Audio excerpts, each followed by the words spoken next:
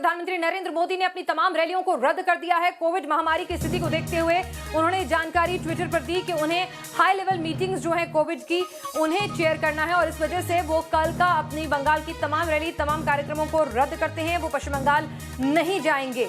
तो अभी प्रधानमंत्री के पास जो तमाम कोविड के लिए जरूरी रैलियां हैं, जो तमाम मीटिंग्स हैं, माफ कीजिएगा, उनके मद्देनजर जो भी रैली, जो भी कार्यक्रम थे कैंपेन के, उनको कैंसिल कर दिया है।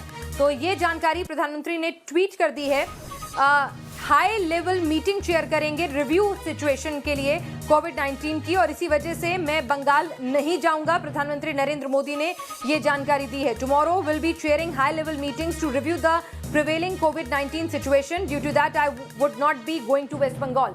तो ये जानकारी दी है। आने वाले चरणों की सभी रैलियां निरस्त हो गई हैं या फिर अभी ये रैली जो है वो निरस्त हुई है। खाली इसके बारे में और ज्यादा अपडेट अभी हम हासिल करेंगे, अपने संवाददाता तपस से पूछेंगे।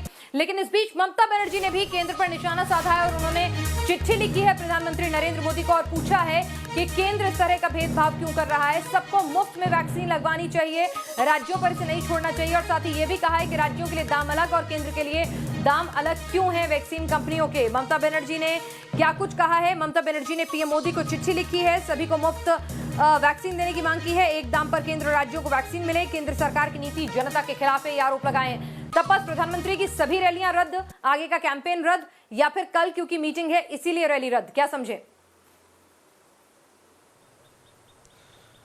देखिए, अभी जो सूचना हमें मिल रही है बीजेपी के हवाले से कि पहले से ही ये तय था कि प्रधानमंत्री कल 4 रैली करेंगे। इसके आगे जितने भी चरण होने हैं, 2 चरण, उनमें और रैली नहीं होगी प्रधानमंत्री की, कोविड सिचुएशन को ध्यान में रखते हुए। लेकिन अब ये साफ कर दिया गया है बीजेपी की तरफ से, और नरेंद्र मोदी ने खुद ट्वीट करके बताया कि कोविड की स्थिति जैसी बन रही है तो कल इंपॉर्टेंट एक रिव्यू मीटिंग उन्हें करना है, जिस वजह से वो पश्चिम बंगाल नहीं आएंगे।